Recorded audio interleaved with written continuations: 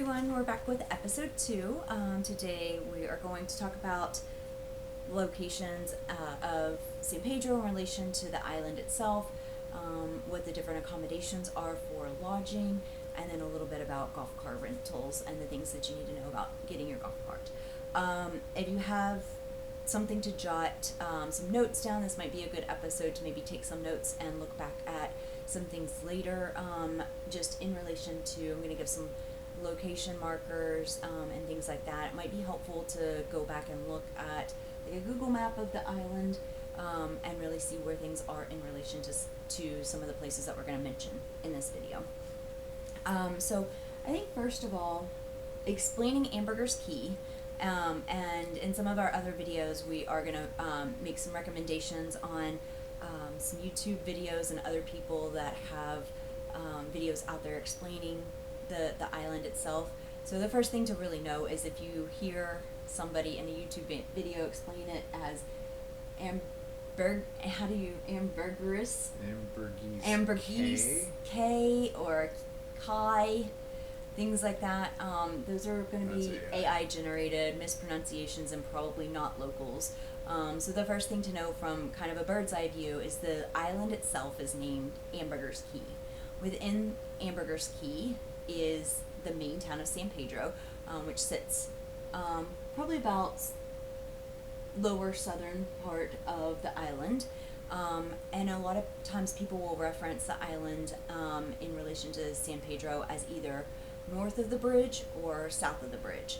The bridge is going to be important in just regards to locations of our wedding venue, and then some of the lodging that folks might be staying if you're at Grand Caribe, things like that. They're going to be north of the bridge, but Boca del Rio, which is a neighborhood within San Pedro, is south of the bridge.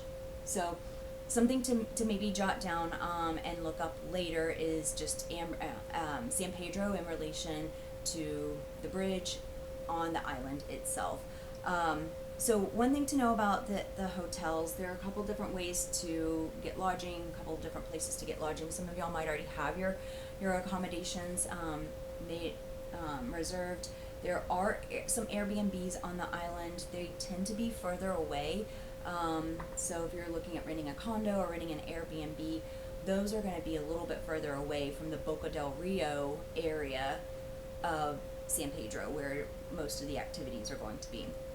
Hotel wise, a lot of the hotels are up and down. The ones we recommended are up and down kind of the Boca del Rio strip, being the Phoenix is a resort that is on that strip. Blue Tang is a hotel that's on that strip. Sunbreeze Suites and Sunbreeze Hotel are both on that strip. So all of those are going to be like in the main area of some of the activities for the weekend. When you're thinking about hotels and lodging, look and see, particularly with Blue Tang, if it's one of the rooms that are on the side streets, and I think those are going to be like 13, things like that. There might be some construction area, so if you're looking at booking a place, I would ask, like, is this ocean facing, or is this street facing, and that might give you some indication of like what the noise is going to be. Another thing that you might hear when you're booking at maybe Sunbreeze is going to be like, do you want ocean front or do you want ocean view? Ocean front are going to tend to be the ones that are closest to the ocean, but they're going to be they'll have more noise and more traffic and stuff in that area because the pool is out closest to the ocean, the bar is out closest to the ocean, things like that. So don't be afraid of getting an ocean view. It might be on the second or third floor, but it's just as nice, and the scene and the accommodations are actually more preferable to us than like an ocean front room. I think with regards to some of the events, like I said, most of the activities that weekend are going to be in the Boca del Rio area of the neighborhood in San Pedro. Things like the Palapa Bar. If you're staying on Monday and doing Guitar Circle, that's going to be in at Naughty Crab, and that will be in Boca del Rio. There's another great bar, Wyo's, that we go to. All of those are going to be south of the bridge and in Boca del Rio. Once you cross the bridge and you get into what they would call north of the bridge, you're looking at Tres Cocos area, and then the neighborhoods will, continue to have names the more further north you go. But I think Tres Cocos is pretty much where the rest of our activities are going to be, just over the bridge, and that's going to be our wedding venue and our wedding reception. So our wedding venue is at Mesa Bistro, and then our reception will be at Crocs. So if you want to kind of look at those places on the maps, that'll give you a good indication of where those are. What would you say, like Crocs is probably the furthest away? Would you say Crocs is the furthest away? It's approximately a half mile north of the bridge. Half mile north of the bridge. So that's about the furthest from the main heartbeat of San Pedro that will be that weekend. Although if you are staying at places like Grand Crebe or Sunset Crebe, if you're doing any other resorts, a little bit further north, you'll be getting into some other neighborhoods. I think anything bridge and below is going to be like maybe walkable, but for the most part you're going to need a golf cart to get, definitely not a golf cart to drive around Boca del Rio. When you are in kind of that neighborhood, the heartbeat of San Pedro itself, a lot of the shops, a lot of the shopping and some of the boutiques and certainly the bars that we'll have our activities at will be within walking distance. But once you look at like going to the wedding venue or the reception, like you're going to want a golf cart to kind of do anything on the other side of the bridge. Even though it's only like a half a mile, it gets pretty congested and trafficy in that area. So things to know about getting a golf cart for the weekend. Golf carts. There's a lot of options with regard to companies. We can provide you with some recommendations. We usually use Isla Bonita golf cart rental, or there's Rocks. A lot of them will be centered in San Pedro itself, or close to the airport. Oftentimes they will either bring the carts to you if you rent them at your hotel, or oftentimes you can arrange to do it through your hotel itself. I will say if you do it through your hotel, you will probably pay a premium. It's going to be a little bit cheaper to do it on your own. Golf carts itself, they're pretty expensive by the day, to be honest, and they get cheaper when you do it by the week. But you should get an estimate when you go on websites to get them. I will say the estimate is probably going to be a little on the low side, because oftentimes the websites will give you the rate, but they won't actually include the sales tax and also a bridge toll fee.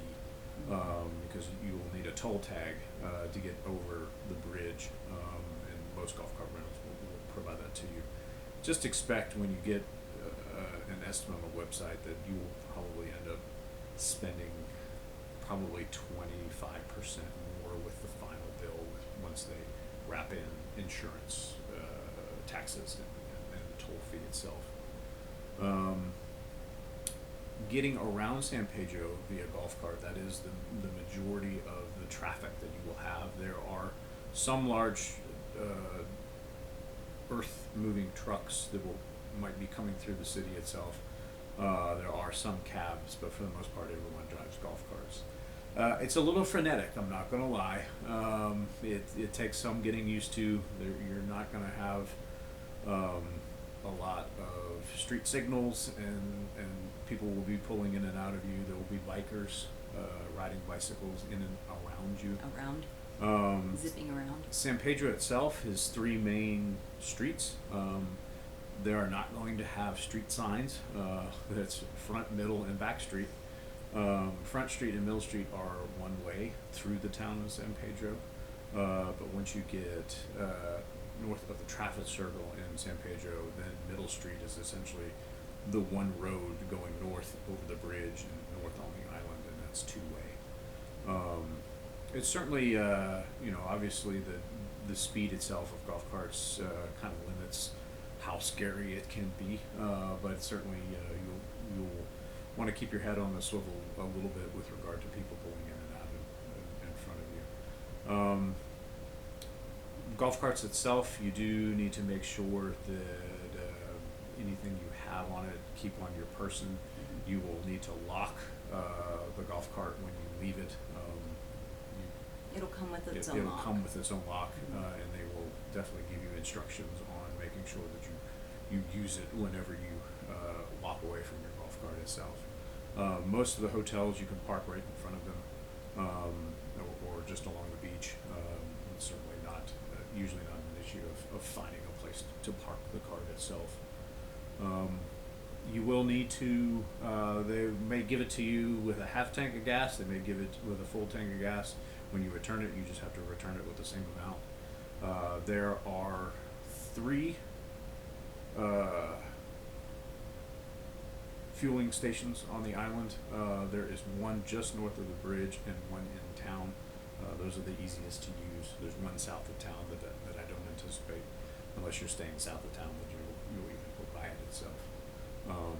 And it is they're full service gas stations. You pay someone to pump it for you.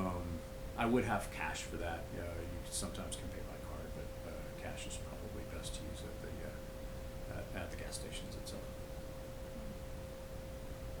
That's about all I have.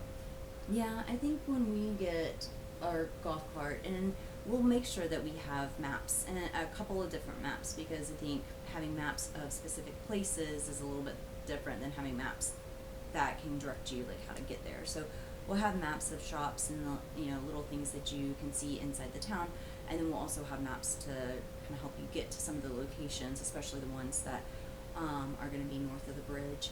I think when we go there, the easiest thing to do, we use the golf cart to go beyond Boca del Rio. If we're just going to, the touristy souvenir shops, or if we're going to, get breakfast in the morning, or if we're going to,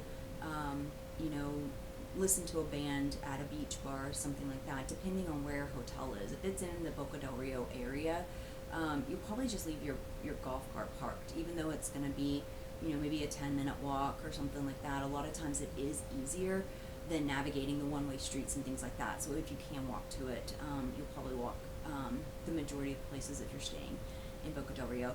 And then using the golf cart, obviously, to go to the places a little bit further north, or if you're staying north at Grand Caribe or Sunset Caribe area, using the golf cart, and then just parking it at a common place while you're in town, and then just walking around from there, and then walking back to your car. You don't necessarily have to get in your cart and drive from point to point to point to point. Parking's not always that easy down there, and the roads aren't always paved, so you could be riding on paved roads, you could be riding on beach roads, you could be riding on unpaved gravel roads.